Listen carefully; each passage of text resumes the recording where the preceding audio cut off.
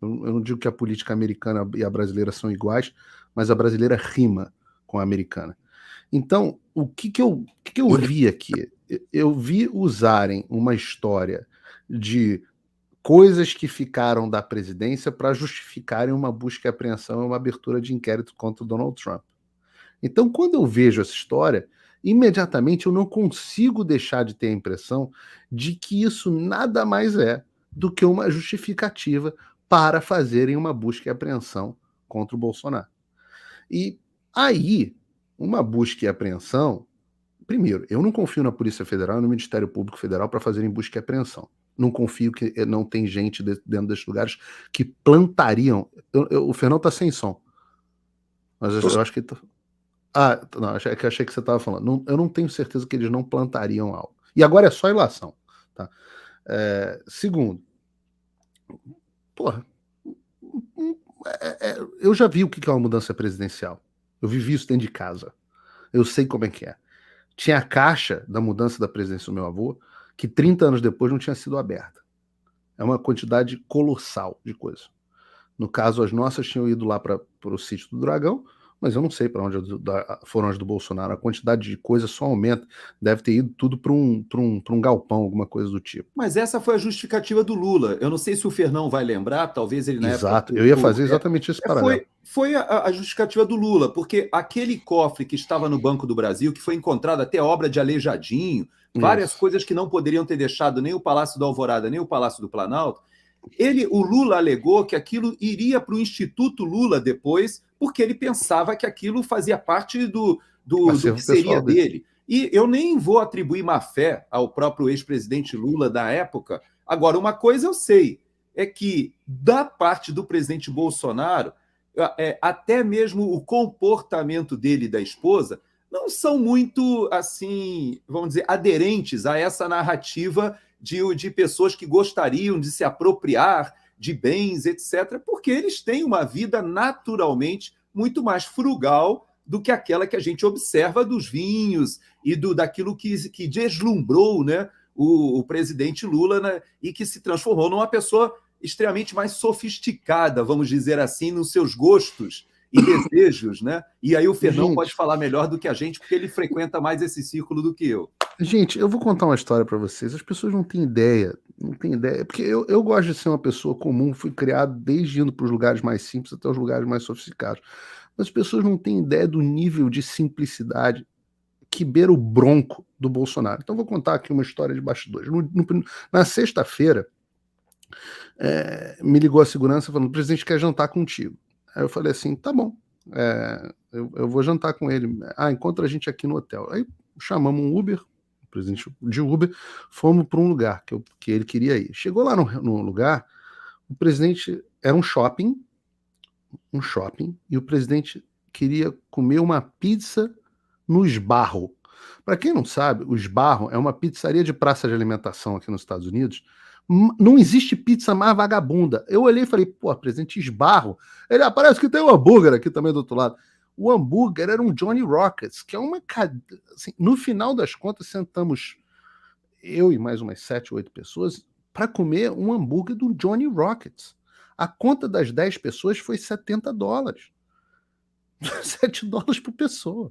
Isso é indiscutível, enfim, que ele é um homem. Não tinha ninguém vendo, não era para ninguém aparecer, era a preferência dele. Era a preferência dele. Assim, e beira. Eu falo assim, não precisa, pô, eu não quero comer essa. Não é porque eu não gosto de hambúrguer, eu gosto de hambúrguer, mas, pô, hambúrguer do Johnny Rockets é meio mais ou menos. Assim, é uma simples. Esse cara não é o cara que rouba joia. Entendeu? Eu acho que tudo que é público tem que ser investigado. Mas a investigação é em cima de que crime?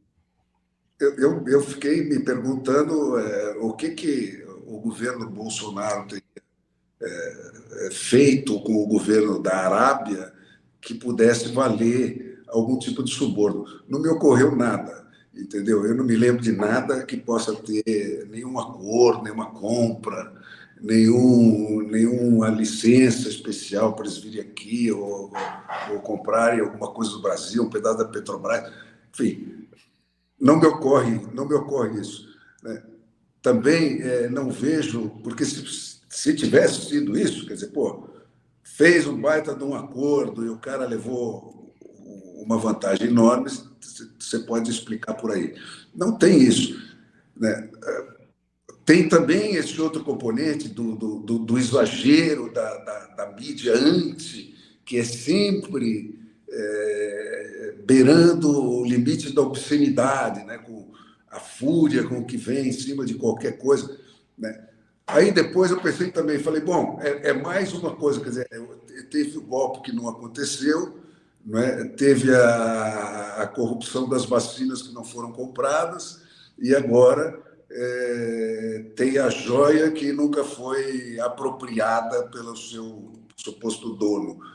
Então, mas, de qualquer jeito, é um caso que chama atenção e que tem que ser investigado. Eu não sei qual é o hábito desses árabes, né? Se eles dão para todo mundo colares de diamantes de 15 milhões e espadas cravejadas de diamante, de rubis, não sei o que deram para o Lula. Parece que foi o mesmo governo árabe, né? Que deu essa... Não, parece que sim, mas primeiro, é um hábito. Primeiro, os caras são podres de rico na pessoa física. Segundo, é um costume e um hábito deles, como povo, fazerem esses tipos de presentes extravagantes. Isso é quase que bíblico, né? Uma coisa que ultrapassa os tempos. Praxe que o presidente da República não aceita esse tipo de coisa. Não, aceita. E tem dois tipos de coisa.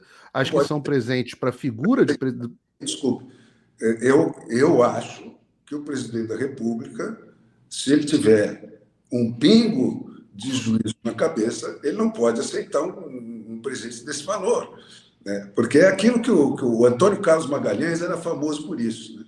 Ele fotografava todos os presentes que ele recebia e todos os presentes que ele mandava, né? Porque isso aí vira isso. Quer dizer, a partir de um certo limite, o presente deixa de ser um mimo. Mas para que você vai recusar um presente e gerar um problema com os caras? Mas respeito à pessoa. Bom, vamos por partes. Em primeiro lugar, esses presentes não foram dados ao presidente Bolsonaro em pessoa. Eles foram dados ao ministro Bento numa viagem onde o Bolsonaro não foi. Então o ministro Bento teria que ter recusado o presente em nome do Bolsonaro, o que seria estranhíssimo, né? Não faria sentido nenhum. Segundo, Paulo, peraí, pô. Oi? É claro que eles não deram colar de diamantes para o ministro Bento. Eles deram para o Bolsonaro e para a mulher do Bolsonaro. Claro, mas através do ministro Bento que foi lá. O Bolsonaro não foi nessa viagem. Eu sei. Então o que o ministro tinha que fazer? Pegar o presente e devolver? Não. Falar assim, não.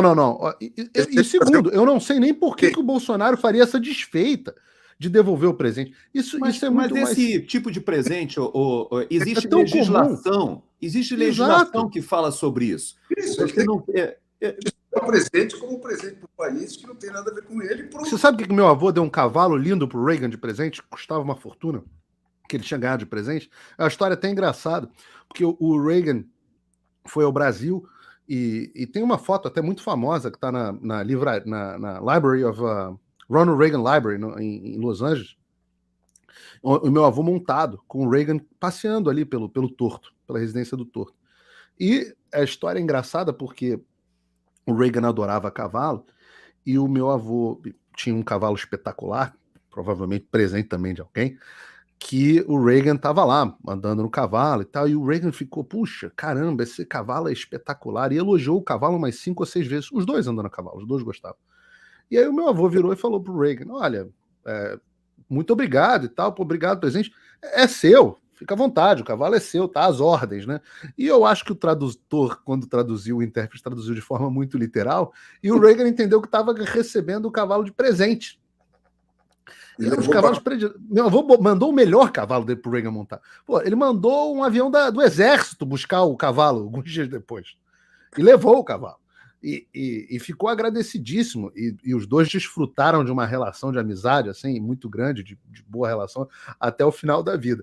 E o Reagan ganhou um cavalo de presente. Eu tenho certeza que não foi parado lá na alfândega e tenho certeza que ninguém... Embora os Estados Unidos tenham, sim, legislação... regulando a quantidade de presentes, que o presidente americano também ganha muita coisa. Essa coisa de não haver quid pro quo, que eu acho que agora o Osmar Aziz, eu sempre acho uma graça o Osmar Aziz querer investigar Bolsonaro, né? Mas o Osmar Aziz diz que vai ter uma comissão para investigar se isso está relacionado a uma venda de uma refinaria na Bahia.